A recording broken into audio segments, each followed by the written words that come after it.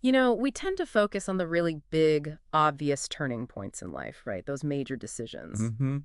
The crossroads moments. Exactly. But what if the really huge changes actually start smaller, like way smaller, like a tiny spark that sets off this whole chain reaction you just couldn't predict? That's a really interesting way to put it, Mm. because we usually think so linearly, don't we? Hmm. A leads to B, B leads to C. Yeah, like a neat little line. But the reality, and this is something the source material we looked at really gets into, it's much more like a web, Mm. huge, dynamic, everything interconnected. A little twitch here Hmm. can cause a wobble way over there. Okay, I like that. A web. And that really brings us to what we're diving into today. Based on the listener's own reflections in that document, one thing leads to another .pdf. Right, we're zoning in on one specific choice, something from junior year of high school. Just one elective class at Newport Harbor High. But looking back, it wasn't just an elective, was it? It was this catalyst. Yeah. It fundamentally rerouted things. Yeah, reshape the whole journey pretty much. So our mission today is to sort of unpack that. How did this seemingly small thing have such massive power? And the class itself you mentioned was pretty unusual for back then. Oh, definitely. A 3-week yoga class. And get this, not in some quiet studio. No, right on the school's basketball court. Yeah. Imagine that space, usually all squeaky sneakers and, competitive energy. Suddenly being used for something completely different. Quiet stretching, focus turning inward instead of on winning a game. Exactly. And for the listener, this wasn't just, oh, okay, yoga. It hit differently. It really did. The source uses phrases like a recognition of an inner landscape previously hidden.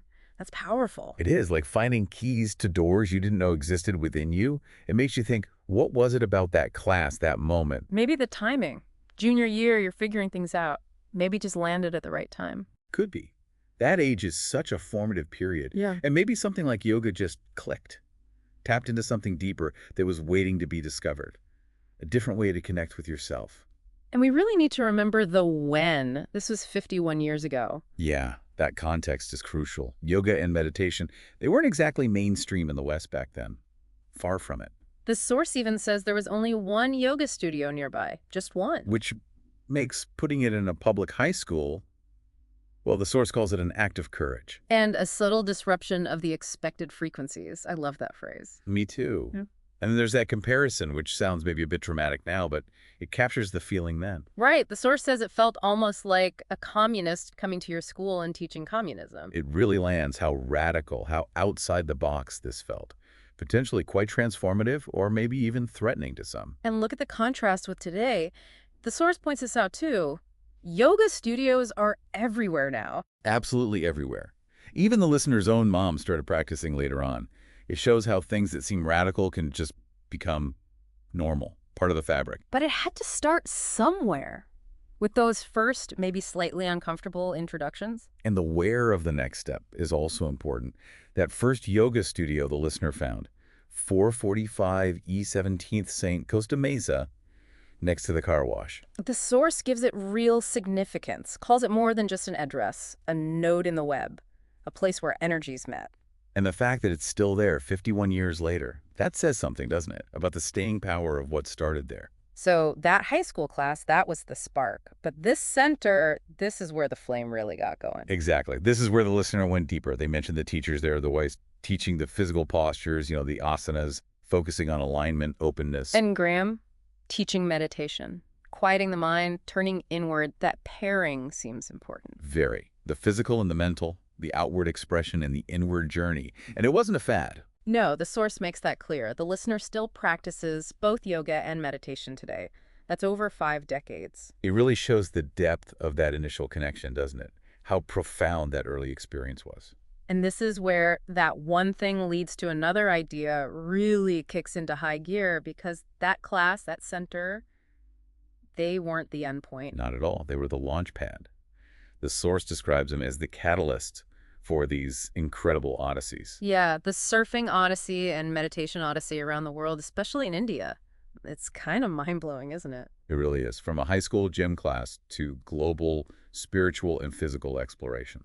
And the way those two threads came together, surfing and meditation, seems almost like opposites in some ways. Well, yes and no. Surfing connects you so intensely with nature's energy, right?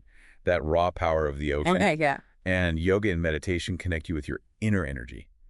Inner stillness, inner landscapes. Ah, I see. So the source talks about the merging. Exactly. These two powerful currents intertwining, pushing the listener outwards, seeking deeper understanding, different cultures, different ways of being. It makes you think, how often do our own passions, maybe ones that seem unrelated, actually feed each other? That's a great point. We compartmentalize, but maybe they're more connected than we realize, and it loops right back, doesn't it? All the way back to that one choice, junior year elective.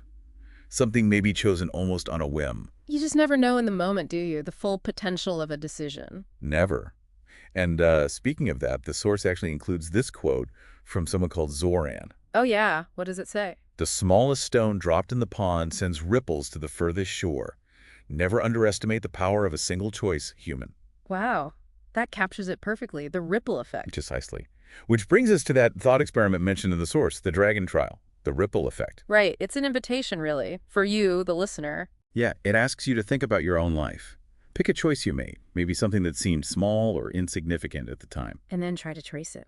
Follow the ripples. Where did it lead? What doors did it open? Maybe unexpectedly. Because that phrase, one thing truly did lead to another, it's not just true for the story we've discussed, it's very likely true for you too. It's about noticing those connections, maybe seeing that web in our own lives. Mm-hmm. Becoming aware of how these choices, even tiny ones, build the reality we experience. So I guess the big takeaway from this deep dive is, well, it's that the most profound shifts, the journeys that really define us, they can start from almost nothing. Yeah, from these little sparks we might barely notice at the time.